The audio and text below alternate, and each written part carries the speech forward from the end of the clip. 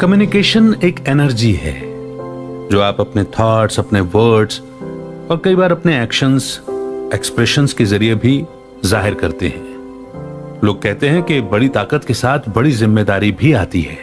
अगर आपके जिंदगी को लेकर बड़े सपने हैं तो आपको उसके लिए जिम्मेदारी भी लेनी होगी, और वो जिम्मेदारी खुद की और अपने शब्दों की है। शायद आपको नहीं पता होगा, लेकिन सही शब्दों के इस्तेमाल का आपकी जिंदगी पर बहुत असर पड़ सकता है। क्योंकि कहा जाता है ना कि इंसान एक दुकान है और जुबान उसका ताला। ताला खुलता है तो पता चलता है कि दुकान में कौन सा माल भरा पड़ा है। आज की बुक समरी है the science of effective communication, जिसे लिखा है इयान टोवस्की ने। आज की ये बुक समरी आपको एक अच्छा कम्युनिकेटर बनना सिखाएगी। आप अपने शब्दों के जरिए लोगों को इन्फ्लुएंस करने के कई तरीके सीखेंगे और आप देखेंगे कि आप खुद को और अपने आसपास के लोगों के साथ कैसे अपने रिश्ते को बेहतर बना पाते हैं। इस बुक के ऑथर इयान टोवस्की, जिन्होंने meditation, psychology, time management, emotional intelligence और कम्युनिकेशन स्किल्स के बारे में कई किताबें लिखी हैं। वो एक एंटरप्रेन्योर और यूरोप में बहुत सी कंपनियों के लिए ह्यूमन रिसोर्स कंसल्टेंट भी रहे हैं। इयान का माइंडफुलनेस फॉर सक्सेस नाम का एक ब्लॉग है जहां वो खुद का बेस्ट वर्जन कैसे बने और ऑसम लाइफ कैसे जिएं, इसके बारे में अपने ग्रेट आइडियाज शेयर करते हैं। तो आइए फिर बिना देर किए शुरू करते हैं आज की book summary the science of effective communication by Ian टोवस्की।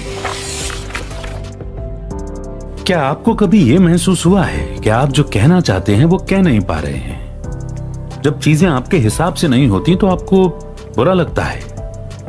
तो हो सकता है कि आपको अपने कम्युनिकेशन स्किल्स को बेहतर करने की जरूरत हो। अच्छा कम्युनिकेशन एक बहुत ही जरूरी स्किल है। इसके बिना आप कभी भी जिंदगी में आगे नहीं बढ़ सकते। इस समरी से आप लोगों से स्किलफुल तरीके से बातें करना सीखेंगे। आप देखेंगे कि इफेक्टिव कम्युनिकेशन क्यों जरूरी है। अच्छे कम्युनिकेटर्स जिंदगी से वो सभी कुछ पा सकते हैं जो वो चाहते हैं, चाहे वो उनके पसंद की जॉब हो, अच्छे ग्रेड्स हो, रोमांटिक पार्टनर हो, वो सब कुछ पा सकते हैं। बहुत अच्छे कम्युनिकेशन स्किल से दोस्त बनाना भी आसान होता है। इस समरी से आप इफेक्टिव कम्युनिकेशन के बेसिक प्रिंसिपल सीखेंगे। कम्युनिकेशन के दौरान ध्यान से सुनना सबसे ज्यादा जरूरी होता है। आप सुनने के कई तरीके सीखेंगे और आप ये भी समझेंगे कि दूसरों के जजमेंट के बारे में चिंता करना कैसे बंद करना है। आप ये भी सीखेंगे कि बातचीत के दौरान नेगेटिव होने से खुद को कैसे रोकना है। आपके नेगेटिव होने से कोई भी आपसे दूर जा सकता है। आप अपनी बातों से बिना दूसरों को ठेस पहुंचाए अपना पॉइंट ऑफ व्यू शेयर करना भी सीखेंगे। आप लोगों की तारीफ करना सीखेंगे और दूसरों द्वारा किए गए अपमान या बुरे कमेंट से कैसे डील करना है, ये भी सीखेंगे। और आखिर में आप ऐसे लोगों से आसानी से कम्युनिकेट करने के तरीके सीखेंगे जो सुन नहीं सकते। ये समरी आपको खुद को बेहतर बनाने में मदद करेगी। तो आइए इस स्किलफुल लर्निंग जर्नी की शुरुआत करते हैं इस पहले चैप्टर से, listening the most fundamental of all conversation skill. अच्छी बातचीत का बेसिक प्रिंसिपल होता है ध्यान से सुनना, लेकिन ज्यादातर लोगों के लिए बातचीत का मतलब होता है खुद बोलते जाना। दूसरे क्या कह रहे हैं वो उस पर ध्यान ही नहीं देते। इस वजह से लोग जो सुनते हैं उसका सिर्फ 25% ही याद रख पाते हैं। आपको शायद पता नहीं होगा कि बातचीत के दौरान ध्यान से सुनना इतना जरूरी क्यों है। जब आप कोई बातचीत शुरू करते हैं तब आप कुछ सीखते हैं। अलग अलग लोगों से इंटरेक्ट करके आप अपने नॉलेज को बढ़ाते हैं। इसलिए आप जिस इंसान से बातचीत कर रहे हैं उससे कुछ सीखने को मिलेगा, ये सोचकर उसे मेंटर के रूप में देखिए और उन्हें सुनना शुरू कीजिए। कम्युनिकेशन एक्सपर्ट जूलियन ट्रेजर का कहना है कि लोग सिर्फ 60% बातचीत पर ही ध्यान देते हैं। हम जानते हैं कि अगर हम कुछ भूल गए तो वो हम आसानी से किसी बुक या वीडियो में खोज सकते हैं, लेकिन हम अपनी मां से हुई बातचीत को इंटरनेट में नहीं खोज सकते। उसके लिए हमें उस बातचीत में ध्यान देकर सुनना होगा। अच्छे से सुनने के लिए आपको इसके अलग अलग टाइप के बारे में पता होना चाहिए। उन्हें लिसनिंग अप्रोच कहा जाता है। ये बात करते समय आपकी पोजीशन के ऊपर डिपेंड करता है। पहला अप्रोच है क्रिटिकल लिसनिंग। ये तब होता है जब आप किसी बातचीत में फैक्ट्स को एनालाइज कर रहे होते हैं। जैसे आपका दोस्त आपको उसके नए फोन के बारे में बता रहा है, वो आपको बता रहा है कि इसकी स्क्रीन कितनी बड़ी है, प्रोसेसर कितना फास्ट काम करता है और इसके अंदर कितना डेटा स्टोर किया जा सकता है। जब आप उसे सुनते हैं तो आप उसकी बात को वेरीफाई करने की कोशिश करते हैं। आप सोच रहे होते हैं कि क्या उसका फोन सच में मार्केट के दूसरे फोन से बेहतर है। दूसरा है एम्पैथेटिक लिसनिंग। इसमें आप दूसरों को उनकी फीलिंग एक्सप्रेस करने में मदद करने के लिए सुन रहे होते हैं। जैसे आपकी दोस्त आपको बता रही है कि वो अपने बॉयफ्रेंड से ब्रेकअप के बाद कितनी दुखी है। आपकी पोजीशन इस सिचुएशन में आपकी दोस्त की जरूरत के हिसाब से होनी चाहिए। तीसरी अप्रोच है रिडक्टिव लिसनिंग। जैसे एक सर्जिकल नर्स हेड सर्जन के कमांड को फॉलो करती है। इस सिचुएशन में उसे उनके शब्दों को जल्दी सुनकर समझना होता है, तो उसे फैक्ट्स पर फोकस करके उसके ऊपर जल्दी से काम करना होता है। चौथा है एक्सपेंसिव लिसनिंग। जैसे आपकी दोस्त आपको बताती है कि वो अपने पति से तलाक के लिए केस फाइल करने वाली है। आप उसे उसके एक्स हस्बैंड के बारे में बात करते हुए सुनते हैं। वो बताती है कि उसके लिए लॉयर हायर करना कितना मुश्किल है। इस सिचुएशन में आप फैक्ट समझने के लिए सुन रहे हैं। ये एम्पैथेटिक लिसनिंग के जैसा ही है, लेकिन एक्सपेंसिव लिसनिंग इमोशन से ज्यादा फैक्ट्स पर फोकस करता है। पांचवा अप्रोच है पैसिव लिसनिंग। पैसिव लिसनिंग के लिए आपको कुछ भी नहीं करना पड़ता है। जैसे आपके पिता आपको बताते हैं कि वो कैसे गोल्फ कोर्स में गेम जीता करते थे। इस सिचुएशन में आपको रिएक्ट करने की जरूरत नहीं है। आप जानते हैं कि आपके पिता सिर्फ चाहते हैं कि कोई उन्हें सुने। आखिरी अप्रोच है एक्टिव लिसनिंग। यह तब होता है जब आप सवाल पूछते हैं और सामने वाले के शब्दों पर रिएक्ट करते हैं। एक्टिव लिसनिंग में आप सामने वाले को यह बताते हैं कि आप उन्हें सुनने में इंटरेस्टेड हैं। आपको किस लिसनिंग अप्रोच का इस्तेमाल करना है, ये सिचुएशन पर डिपेंड करता है।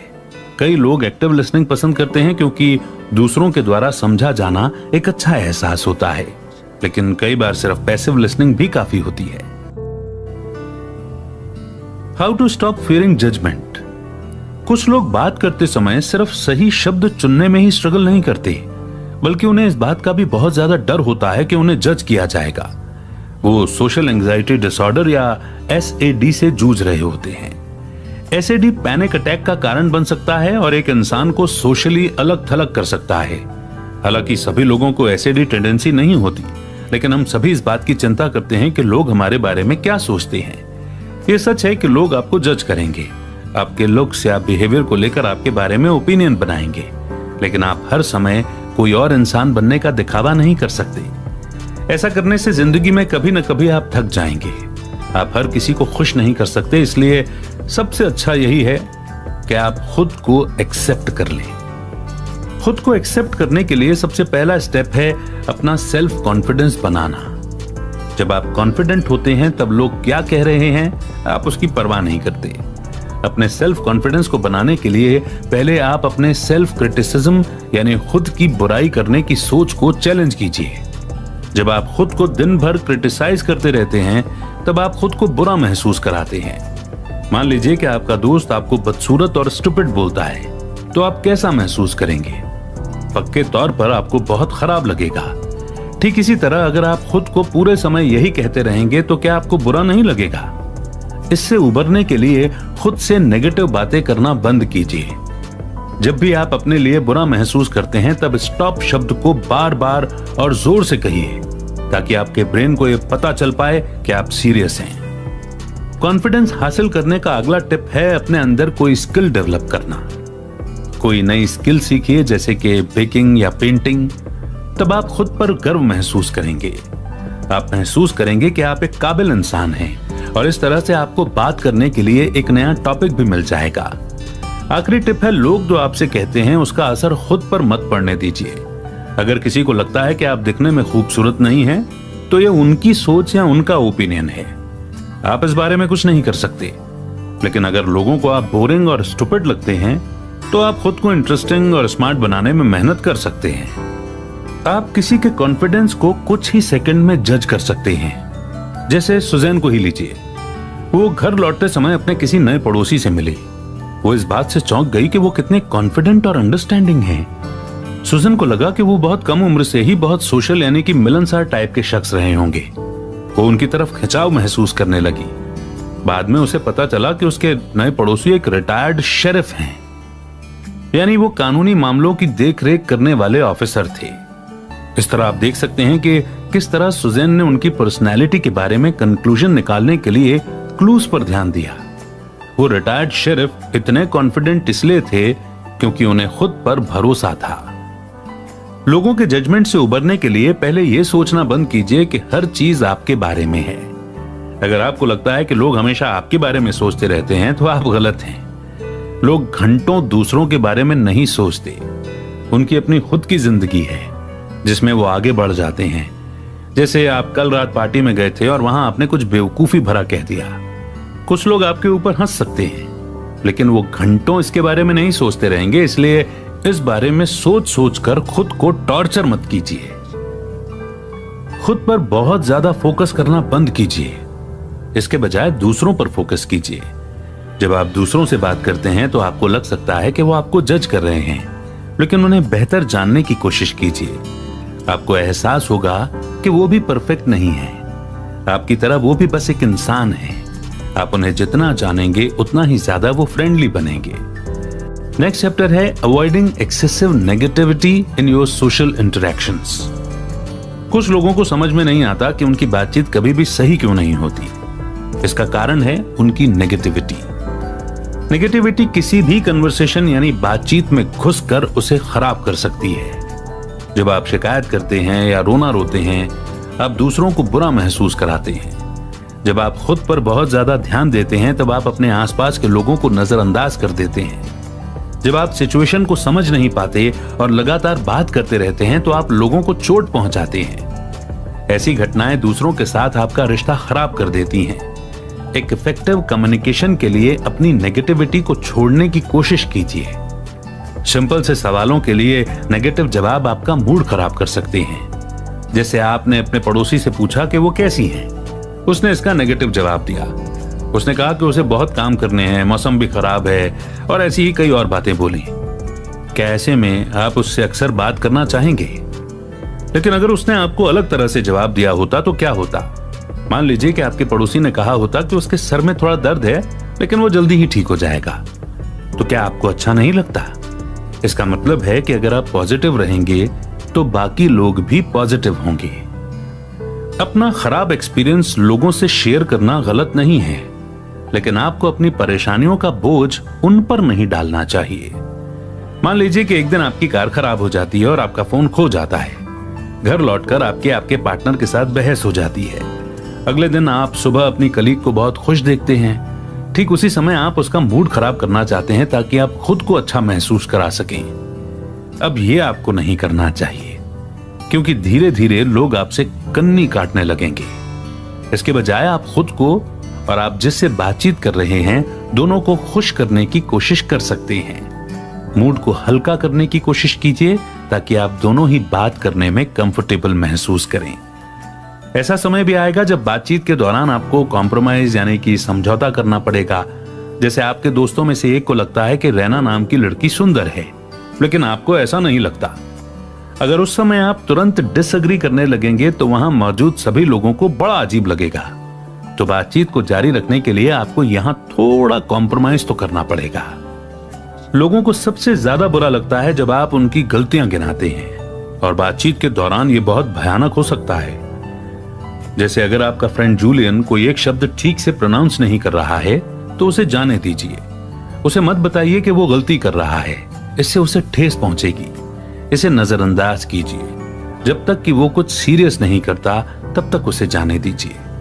और आखिरी प्रॉब्लम है सिर्फ अपने बारे में बात करना। एक बार टॉम नाम का एक आदमी अपने रिश्तेदारों से मिलने गया। वहां वो एक आदमी से मिला जिसका नाम रॉब था। रॉब उसकी कजन का पार्टनर था। जब टॉम ने रॉब से बात की तो रॉब सिर्फ अपने यूरोप के सबसे महंगे रिजॉर्ट में बताए हुए वेकेशन के बारे में बात करता रहा। रॉब टॉम के एडवेंचर्स के बारे में सुनने में बिल्कुल भी इंटरेस्टेड नहीं था।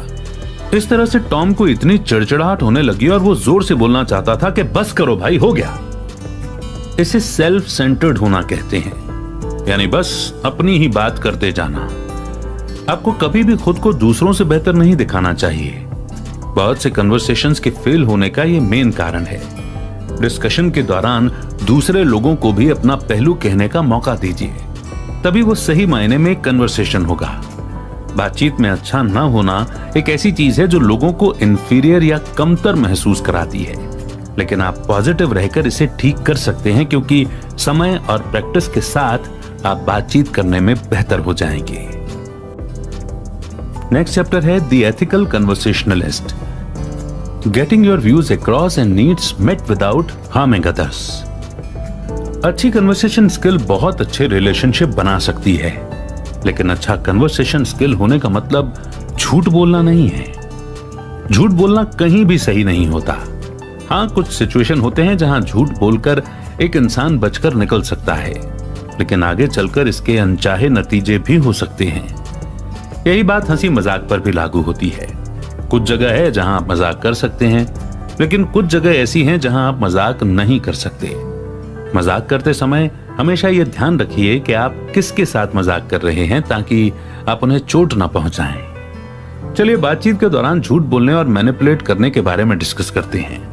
इमेजिन कीजिए कि आप अपने दोस्त से आपके घर आते हुए एक बोतल सोडा लाने के लिए कहते हैं।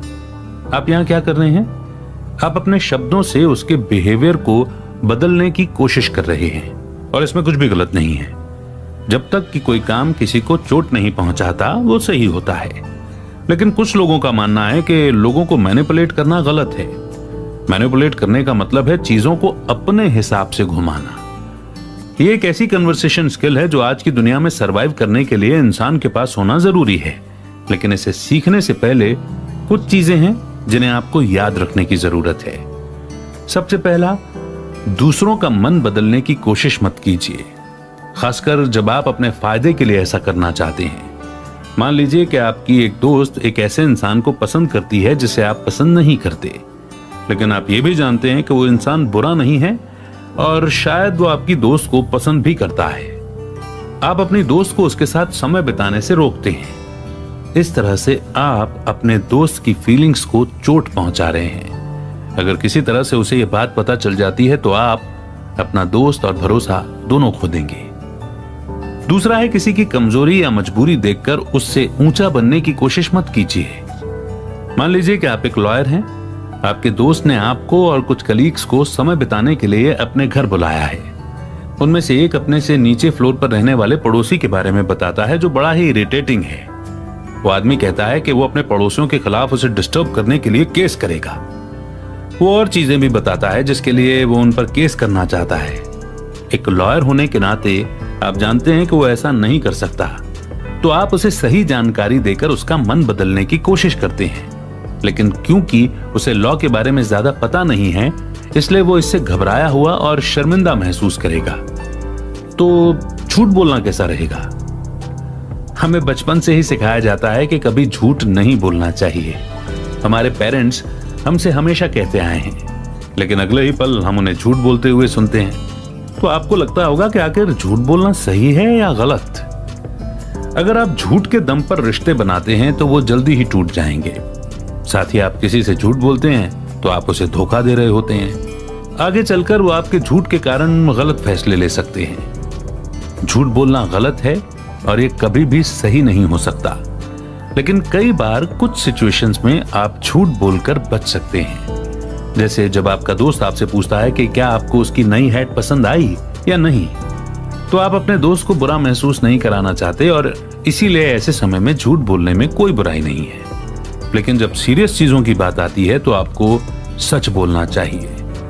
मान लीजिए कि आप अपनी दोस्त को कहते हैं कि वो इंजीनियरिंग में अच्छी है। वो इस पर यकीन कर लेती है और इंजीनियरिंग के एग्जाम की तैयारी करने लगती है, लेकिन वो बहुत कम नंबर लाती है और फेल हो जाती है। अब यहां अपने दोस्त से सच बोलना ज्यादा अच्छा है, भले ही उसे चोट क्यों ना पहुंचे। तो इस इंपॉर्टेंट पॉइंट को समझने के बाद बढ़ते हैं आगे नेक्स्ट चैप्टर की ओर, द आर्ट ऑफ कॉम्प्लीमेंट। तारीफ करना किसी के दिल को जीतने का एक असरदार तरीका है। जब आप किसी की तारीफ करते हैं तो उन्हें लगता है कि आप उनकी केयर करते हैं, बदले में वो आप पर ध्यान देने लगते हैं। लेकिन आपको यह भी पता होना चाहिए कि तारीफ मिलने पर आपको रिस्पॉन्ड कैसे करना है। इसके लिए आप बस उन्हें दिल से धन्यवाद दे सकते हैं। ऐसा करना लोगों को यह बताएगा कि आप उनकी ओपिनियन को मानते हैं। तारीफ करना बहुत आसान है। आपको बस उस इंसान के पास जाना है और अपने दिल की बात उससे कहनी है। लेकिन क्या आपको ऐसा लगता है कि वो आपका यकीन करेंगे या नहीं? और तारीफें आखिर कब असरदार होती हैं? तारीफें तब असरदार होती हैं जब वो ईमानदारी और दिल से की जाएं। जैसे जब आपका दोस्त आपको होमवर्क के बारे में बताता है तो आप उसकी तारीफ करते हैं कि वो बहुत ही स्मार्ट है। उन्होंने बस आपको होमवर्क के बारे में बताया था, आपका होमवर्क नहीं किया था। तो ऐसे में लग सकता है कि आप उसे मैनिपुलेट करने की कोशिश कर रहे हैं। अगली चीज है कि तारीफ हमेशा सही समय पर की जानी चाहिए। जैसे आप अपने दोस्त के म्यूजिकल कॉन्सर्ट में गए, आपने उसे दूसरे दिन कहा कि उसने बहुत अच्छा परफॉर्म किया। यह उसकी तारीफ करने का सही समय नहीं है।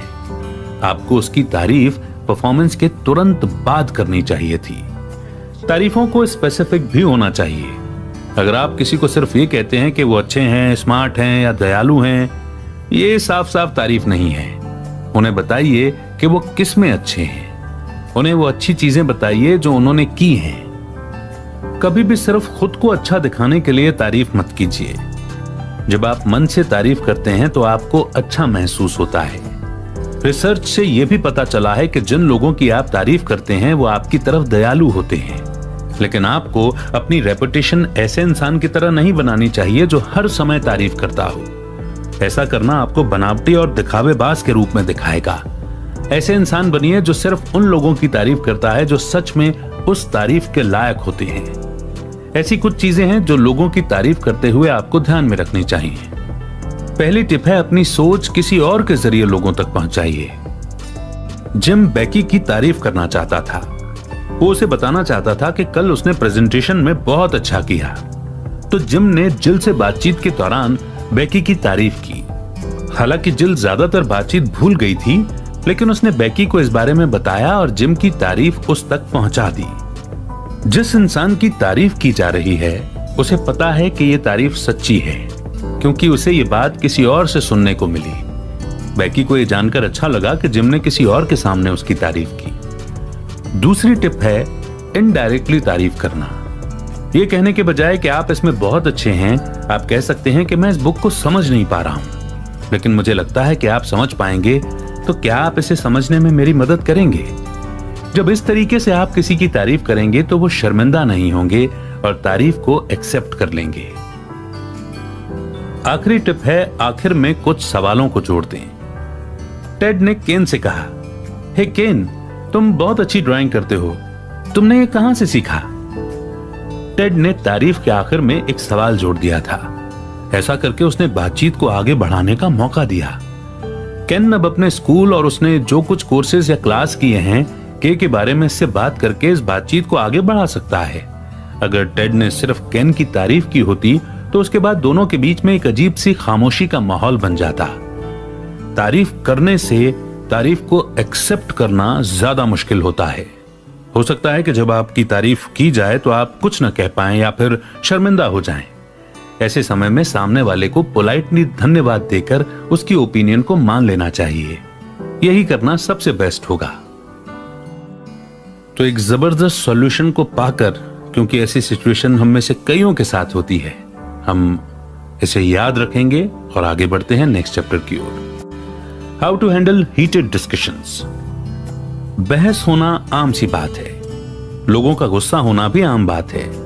जब वो गुस्सा होते हैं तो अपना गुस्सा किसी के ऊपर निकालना चाहते हैं, लेकिन कुछ ट्रिक्स हैं जो आपको ऐसी सिचुएशन से उबरने में मदद करेंगी। अगर बदले में आप भी गुस्सा हो जाएंगे तो आप बस उनके गुस्से को और भी भड़काएंगे। इस तरह से प्रॉब्लम कभी सॉल्व नहीं होगी। इसके बदले आप अपना दिमाग ठंडा रखिए और सामने वाले को शांत होने दीजिए। ये ऑफिस मीटिंग में भी अप्लाई किया जा सकता है। दो लोग अक्सर बहस करने लगते हैं। उनके बीच की प्रॉब्लम को सॉल्व करने के लिए दोनों को एक जैसा ट्रीट कीजिए। कभी भी किसी एक की साइड मत लीजिए, इससे सिचुएशन और ज्यादा खराब होगी।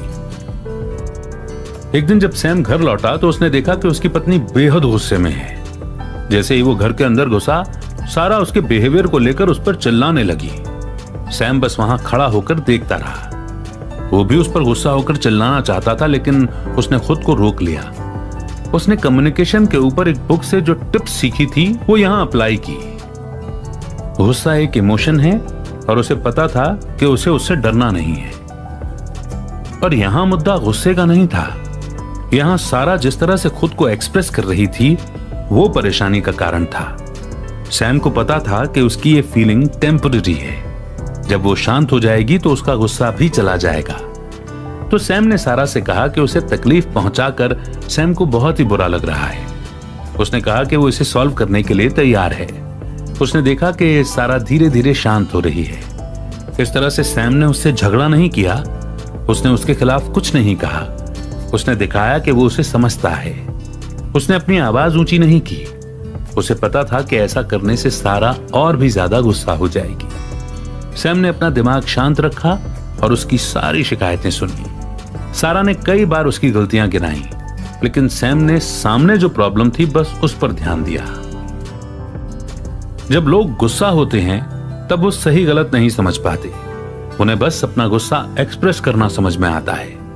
एक शांत इंसान होने के नाते आपको सॉल्यूशन खोजने की जरूरत है। आपको उन पर नाराज नहीं होना चाहिए, उन पर चिल्लाइए भी नहीं, क्योंकि इससे चीजें और भी खराब होंगी। अपना दिमाग ठंडा रखकर सामने वाले की बात सुनिए। ऐसा मत जताइए कि आप उनसे लड़ना चाहते हैं, उन्हें ऐसा जताइए कि आप उनकी मदद करना चाहते हैं। कभी भी अपनी आवाज ऊंची मत कीजिए, नहीं तो उन्हें ऐसा लगेगा जैसे आप उनसे लड़ना चाहते हैं। अगर सामने वाला पुरानी बातें भी उखाड़ता है तो उसे नजरअंदाज कीजिए। इसे स्टॉक पिलिंग कहते हैं। लोग ऐसा आपको चोट पहुंचाने या असली मुद्दे से ध्यान भटकाने के लिए करते हैं। इस झांसे में मत आइए, सिर्फ अभी में फोकस कीजिए। कुछ समय बाद वो इंसान खुद थक जाएगा और शांत हो जाएगा। ऐसा मीटिंग्स में भी होता है। दो अलग पार्टी मीटिंग के दौरान बहस कर रही थी। इसमें मैनेजर को दखल देना पड़ा। उनकी इस मीटिंग पर पूरी अथॉरिटी थी। वहां मौजूद सभी मेंबर्स को वो जानते थे। मैनेजर ने साफ कर दिया कि सबको बोलने दिया जाएगा। उन्होंने दोनों पार्टी से कहा कि उन्हें बोलने के लिए अपनी बारी का इंतजार करना होगा। उन्होंने उन सबको एक ग्रुप में जोड़ने की कोशिश की। मैनेजर ने उनका ध्यान उस प्रॉब्लम पर फोकस करवाया जो अभी सामने थी। उन्होंने सबको यह दिखाया कि वो वहां पर क्यों इकट्ठा हुए हैं। उन्होंने उनके डिस्कशन के सभी पॉइंट्स को समराइज करके बताया। इसने दोनों पार्टी को यह दिखाया कि वो क्या करने के लिए यहां आए हैं। बीच बीच में वो डिस्कशन को मेन पॉइंट पर वापस लाने के लिए सवाल पूछते थे। इस तरह से मैनेजर ने उस झगड़े को सुलझाया। आप भी अपनी जिंदगी में आने वाले इस तरह के सिचुएशन को सुलझा सकते हैं। अगर कोई आपको टारगेट करता है तो उन्हें ऐसा न करने के लिए कहिए। उनसे सीधे बात कीजिए। उनसे पूछिए कि उन्होंने जो कहा वो क्यों कहा। एटिकेट एक्सपर्ट डियान गॉट्समैन के अनुसार किसी भी रूड रिमार्क पर रिस्पॉन्ड करने का सबसे अच्छा तरीका है सवाल पूछना। इससे वो इंसान अवेयर हो जाएगा और ऐसा करना बंद कर देगा। आप उनसे यह भी पूछ सकते हैं कि वो आपके बारे में ऐसा क्यों सोचते हैं। ऐसी सिचुएशन में शांत रहना उन्हें ऐसा करते रहने के लिए बढ़ावा देता है। अगर आप इंसल्ट का जवाब नहीं देंगे तो लोग आपको कमजोर समझेंगे। उन्हें बताइए कि अगर वो वर्बल अब्यूज जारी रखते हैं तो आप उनके खिलाफ शिकायत दर्ज करा सकते हैं, लेकिन इंसल्ट के बदले उन्हें इंसल्ट मत कीजिए। ऐसा करने से आप उनके लेवल पर गिर जाएंगे। नेशनल कॉन्फ्लिक्ट रेजोल्यूशन के प्रेसिडेंट स्टीव डेनकिन का कहना है कि छोटी मोटी इंसल्ट को नजरअंदाज करना ठीक है। हो सकता है कि उस इंसान का दिन खराब हो या वो जानबूझकर आपको चोट नहीं पहुंचाना चाहता था, तो इसे जाने दीजिए। कई बार बढ़ती हुई बहस में आपको माफी मांगने वाला पहला इंसान बनना चाहिए। सामने वाले से कहिए कि आप समझते हैं। आप उन्हें बताइए कि आप ऐसा दोबारा नहीं होने देंगे। जैसे आपका पड़ोसी इसलिए नाराज है कि आपके कुत्ते ने उनका गार्डन खोद डाला। आप उस नुकसान की भरपाई करने का ऑफर कर सकते हैं। अगर वो आपकी माफी एक्सेप्ट नहीं भी करता तो उसे जाने दीजिए। इसे पर्सनली लेने के बदले इसे छोड़कर आगे बढ़िए। और जीवन जीने की कला का ये एक बहुत ही महत्वपूर्ण पॉइंट है। इसे समझने के बाद बढ़ते हैं आगे नेक्स्ट चैप्टर की ओर। Conversations between hearing and hearing impaired individuals. लाखों लोग कम सुनने की परेशानी को झेल रहे हैं। आप शायद नहीं जानते होंगे, लेकिन आपके कलीग उनमें से एक हो सकते हैं। इसीलिए उनसे कम्युनिकेट करना थोड़ा मुश्किल हो सकता है। उनसे बेहतर बातचीत करने के लिए यहाँ कुछ टिप्स हैं। मान लीजिए कि आपको सुनने में परेशानी होती है। आप एक साइड से ज्यादा अच्छे से सुन पाते हैं। आप जिससे बात कर रहे हैं उसे उसी साइड से बात करने के लिए कह सकते हैं। उन्हें यह बताना कि आप एक तरफ से कम सुनते हैं अच्छा होगा, ताकि वो उस तरह से एडजस्ट कर पाएं। अगली टिप है धीरे धीरे बात करना। हो सकता है जब सामने वाला बहुत तेजी से कुछ बोल रहा हो तो आपको कुछ चीजें समझ में ना आए। ऐसी सिचुएशन में उनसे धीरे धीरे बात करने को कहिए। बातचीत के दौरान जब आपको कुछ समझ ना आए तब क्या, ऐसा मत पूछिए। इसके बदले पोलाइटली आप उन्हें खुद को दोहराने के लिए बोल सकते हैं और कह सकते हैं, सॉरी मैंने सुना नहीं, क्या आप उसे दोबारा बोल सकते हैं? मान लीजिए आप अपने दोस्त से उसके घर के बारे में बात कर रहे हैं। आपको समझ में आया कि उसने नया घर खरीदा है, घर में रंग किया हुआ है, लेकिन आपको कलर स्कीम समझ में नहीं आई। इस सिचुएशन में आप क्लियरली कहिए कि आपको कलर स्कीम समझ में नहीं आई। इससे उन्हें यह पता चलेगा कि आप उनकी बात पर ध्यान दे रहे थे और उनसे इस बारे में पूछने के लिए आपने समय निकाला। मान लीजिए कि आप एक ग्रुप से बातचीत कर रहे हैं, आपको यह समझने में मुश्किल हो रही है कि कौन बात कर रहा है। तब आप बात करने वाले इंसान से कोई एक सामान पकड़ने के लिए कह सकते हैं। जब भी कोई बात करेगा वो उस चीज को पकड़ा रहेगा। इस तरह से आपको पता चलेगा कि कौन बात कर रहा है। कम सुनने वाले लोगों के लिए बातचीत करना आसान बनाने के लिए सुनने वाले लोग कौन सी टिप्स अपना सकते हैं? पहले आपको समझना पड़ेगा कि सुनने में मदद करने वाली मशीन कैसे काम करती है। सुनने वाली मशीन बस आवाज को तेज कर देती है ताकि वो जोर से सुनाई दे। इसीलिए ये मत समझिए कि सुनने वाली मशीन पहनकर कोई इंसान नॉर्मल तरीके से सुनने लगता है। उनका ध्यान अपनी ओर खींचिए। इस तरीके से आप जो भी कह रहे हैं वो उसे मिस नहीं करेंगे। बात करते समय सीधा उनकी तरफ देखिए, अपने मुंह को कवर करके मत रखिए। सभी कम सुनने वाले लोग लिप रीड नहीं कर सकते, लेकिन उनसे क्या कहा जा रहा है इसे समझने के लिए वो मुंह किस तरह से हिल रहा है इस पर भरोसा करते हैं। उनसे पूछिए कि उन्हें किस कान से बेहतर सुनाई देता है और उसी तरफ मुंह करके बात कीजिए। साथ ही कोई भी गलतफहमी होने पर उन पर दोष न डालकर जिम्मेदारी अपने ऊपर लीजिए। इस तरह से वे इनसिक्योर फील नहीं करेंगे। और अब समय है कंक्लूजन का। इस समरी में सबसे पहले आपने इफेक्टिव कन्वर्सेशन के बेसिक प्रिंसिपल को सीखा, जो है सुनना। हर बातचीत को सीखने के मौके के रूप में देखिए। अगर आप दूसरों को सुनते हैं तो आप अपनी नॉलेज को बढ़ा सकते हैं। दूसरा, आपने सीखा कि कैसे ये सोचना बंद करें कि लोग आपको जज कर रहे हैं। आप जैसे हैं खुद को वैसे ही स्वीकार कीजिए और खुद से नेगेटिव बातें करना बंद कीजिए। आप सबको खुश नहीं कर सकते, इसलिए वो कीजिए जिससे आपको खुशी मिलती है। तीसरा, आपने सीखा कि बातचीत के दौरान पॉजिटिव कैसे रहना है। शिकायत करने और अपना रोना रोने से बचिए। अगर आप बातचीत में हैं और बार बार नेगेटिव चीजें लाते रहेंगे तो हो सकता है कि लोग आपसे बात करना न चाहें। चौथा, आपने सीखा कि लोगों को तकलीफ पहुंचाए बिना कैसे अपने व्यूज शेयर करने हैं। बातचीत को सिर्फ अपने बारे में मत बनाइए। अगर सामने वाला कोई बहुत बड़ी गलती नहीं करता तो उनकी गलतियां निकालने से बचिए। पांचवा, आपने सीखा कि लोगों की तारीफ कैसे करते हैं। मन से की गई तारीफ से लोगों को पता चलता है कि आप सच में परवाह करते हैं। छठवां, आपने सीखा कि बहस में बदलती हुई बातचीत को कैसे संभालना है। पहले सामने वाले को शांत होने दें और उन्हें जो कहना है वो कहने दें। सॉल्यूशन खोजने में उनकी मदद करें। आखिर में आपने सीखा कि जिन लोगों को सुनने में परेशानी होती है उनसे अच्छे से कम्युनिकेट कैसे करना है। उनसे बात करते समय सीधा उनकी तरफ देखें और धीरे धीरे बोलें। उस बातचीत की जिम्मेदारी लें। कोई भी चीज सीखना आसान नहीं है। उस समय को याद कीजिए जब आपने चलना सीखा था। आप कई बार गिरे थे और खुद को चोट पहुंचाई थी, लेकिन आखिर में आपने चलना सीखा था और आज आप एक मैराथन दौड़ सकते हैं। यही एक अच्छा कम्युनिकेटर बनना सीखने पर भी लागू होता है। आप पहले फेल होते हैं, तभी आपको पता चलता है कि आपने क्या गलती की है, और जब आपको यह पता चल जाता है कि आपको क्या सुधारने की जरूरत है तो चीजें आसान हो जाती हैं। इस समरी की सिंपल टिप्स आपका जिंदगी भर साथ देंगी, और ये टिप्स जिंदगी भर साथ दें इसके लिए ये बहुत महत्वपूर्ण है, बहुत इंपॉर्टेंट है कि इस समरी के जितने भी की टेक अवेज थे, एक नहीं, दो नहीं, तीन नहीं, बल्कि जितने भी थे जिन्होंने भी आपको टच किया है उन्हें लिख लीजिए। उन्हें कमेंट सेक्शन में लिखिए ताकि वे हमेशा के लिए इम्प्रिंट हो जाएं और उनसे केवल आप नहीं बल्कि और लोग भी सीख सकें। तो आपके कमेंट्स का इंतजार रहेगा। बहुत जल्द एक नई बुक समरी के साथ फिर होगी आपसे मुलाकात। तब तक रखिए अपना बेहतर ख्याल। जय हिंद, जय भारत।